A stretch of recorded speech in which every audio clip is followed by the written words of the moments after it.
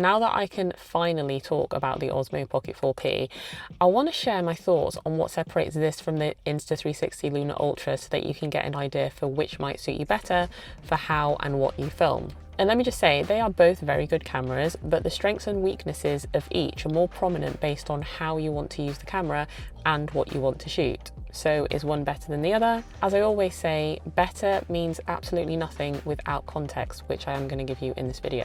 And at the end, I'll tell you which one is better for me and my filming scenarios, and more importantly, why. I'm going to get the very obvious thing out of the way. The Lunar Ultra has a removable remote screen, and even though the Osmo Pocket 4P does have a remote, it feels like it was an afterthought. You have to charge it separately and the screen is really small. If it was a choice between that and the larger screen of the Insta360 Lunar Ultra, which also charges from the camera's battery, that's the one that I'd be going for.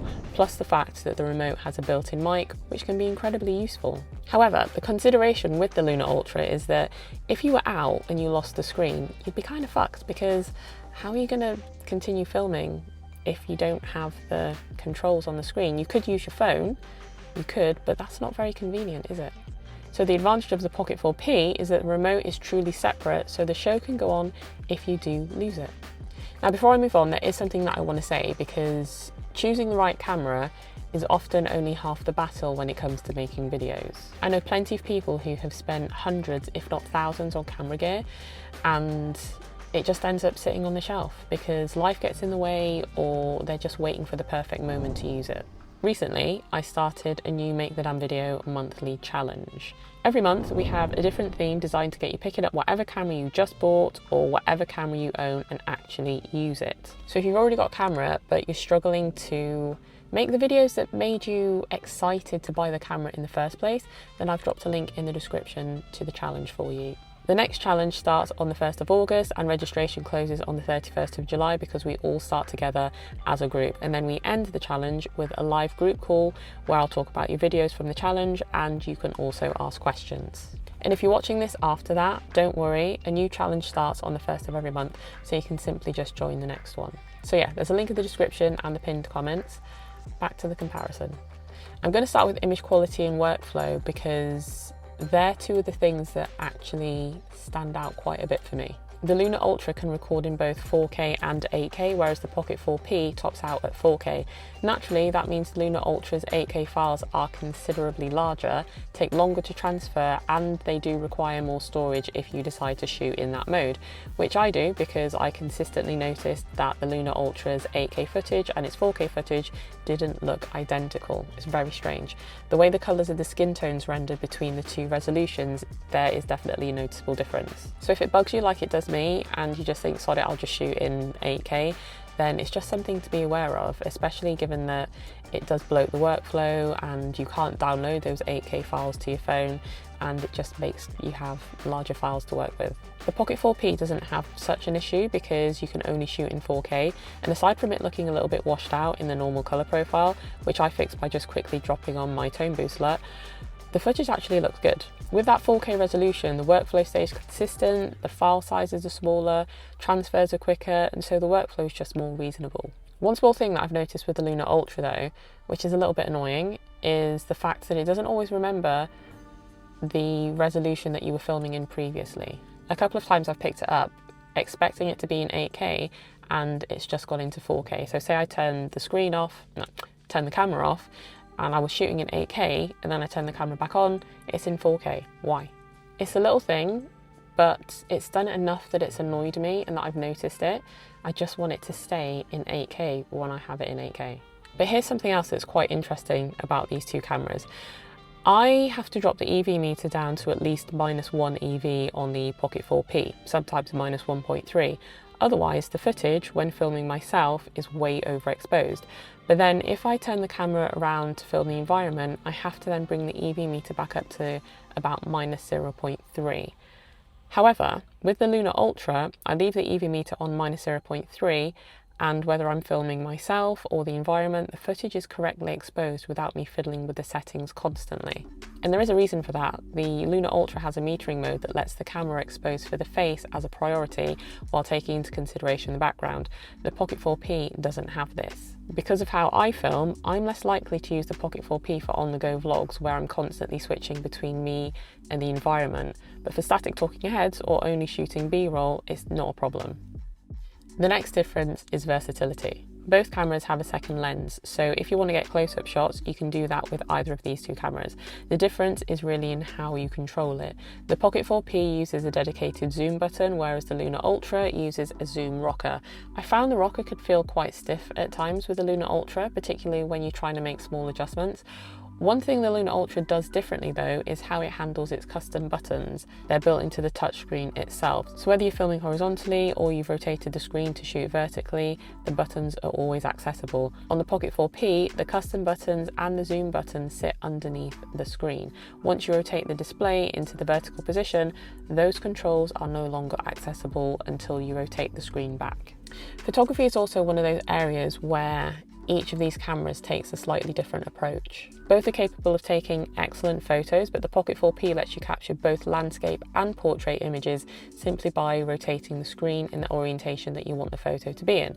However, with the Insta360 Luna Ultra, if you want to shoot vertical photos, you can't simply rotate the screen like you can with the Osmo Pocket 4P. You have to hold the camera horizontally. To some it might not be a big deal, but it's a small inconvenience to some, especially if you're primarily using these cameras for social media where you're mainly shooting vertical. It's just something to be aware of, because the Pocket 4P is just more natural to hold in this way rather than holding your Luna Ultra like this, you know. What's more, one of my favourite features of the Luna Ultra is the filters for photos. You can create a really nice styled look straight from the camera by choosing a filter. You can also use these filters on your footage as well, but only up to 4K, not in 8K. And while the Pocket 4P has film tones for footage, you can't apply those same film tones for photos, which makes no sense. Now when it comes to low light, both cameras have dedicated low light modes, pure video with the Luna Ultra and low light mode with the Osmo Pocket 4P. Whichever one of these cameras you get, the low light footage is definitely usable if you find yourself filming at night. So honestly, they look different. One looks a little bit better than the other. You decide which one you prefer. But at the end of the day, they both do a pretty decent job considering it's night. So in terms of everyday practicality, when using either of these two cameras, there are a few things that are worth mentioning. I want to start with protection because the Luna Ultra comes with a hard case in the box, which gives the camera a bit more protection when you're throwing it into a bag. Plus it has space to put your wide angle filter and another filter if you want. The Pocket 4P doesn't include an equivalent case like it did with the Pocket 3, which is annoying that DJI took it away because it was really handy. Battery life is another difference. The Luna Ultra bundle comes with the extended battery grip as standard, whereas with the Osmo Pocket 4P, the battery handle's a separate accessory if you want additional runtime. You have to buy it. The other thing is, if you regularly use filters, the Luna Ultra is a lot quicker to work with. Filters attach directly to the front of the camera, whereas on the Osmo Pocket 4P, you first have to remove the front cover before attaching a filter. I know there are companies that sell third-party accessories that you can put on the Osmo Pocket 4P as a magnet, but the Luna Ultra is just straightforward. It's just, there's nothing for you to do, there's nothing extra for you to have to buy. The other thing is, when you want to quickly put the camera down, the Luna Ultra's battery grip and the extension piece have built-in tripod feet that fold out. They're not that sturdy, but they're useful if you just want to set the camera down really quickly. The Osmo Pocket 4P uses detachable tripod feet, so when you've put them onto the bottom of the camera, they feel a lot more solid than the ones that come with the Luna Ultra. When you're thinking about audio as well, the wireless microphones are quite different physically. The Insta360 Mic Pro is so much bigger than DJI's Mic 3, but both have excellent audio quality. Both microphones can also be used as remote shutters, which is something that I use regularly when I'm filming myself or taking photos where I can't hold the camera and press the button on the camera itself. Both cameras also have a fill light that you could attach, but the Luna Ultra's mount for the light feels like an afterthought and feels a little bit flimsy and a little bit cheap. I hate the way that you attach it, plus the light needs charging independently of the camera. The Pocket 4P's fill light integrates directly with the camera, it draws power from it, it can be controlled through the camera's menu, and it can even switch on automatically when you rotate the camera into selfie mode once you set that in the menu. This next one's quite a big one for me because I like to use these little cameras as my webcam. And with the Osmo Pocket 4P, you can use it as a webcam for streaming and video calls. Right now with the Luna Ultra, you can't do that. So there are loads of little small differences, and in isolation, those things might not matter so much, but when you're using these cameras on a day-to-day basis over time, it's those little things as a whole that really do influence how the camera feels to use. So for me as a daily driver, the Luna Ultra is the one that I lean towards the most for those well thought out little conveniences that it has. I'm not shooting client work or spending all day filming in a studio anymore. I'm usually just traveling, filming my kids, recording a climbing session, or simply documenting moments as they happen. And more to the point, I'm always filming on my own. For that kind of shooting, it's the little things with the Luna Ultra that just make my life easier. That doesn't mean it's the right camera for everyone though. If I mainly filmed long talking head videos like I'm doing now, where I'm recording for 10, 20, 30 minutes at a time, I'd be more inclined to choose the Osmo Pocket 4P. The files are much smaller, and over long recordings, that saves a lot of storage space because I hold on to everything.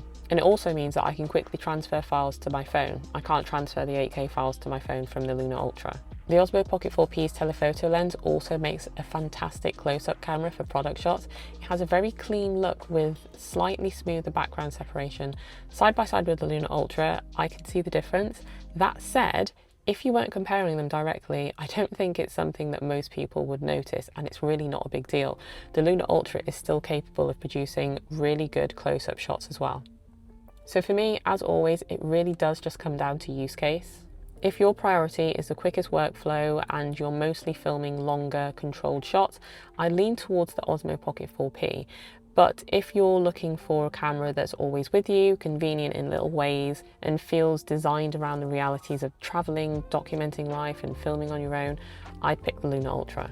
So drop a comment, let us know which one you prefer and why. I'm genuinely curious. And I've dropped a link in the description and pinned comment for the challenge, which starts on the 1st of August. So come along and join us. Until then, I'll catch you on the next video.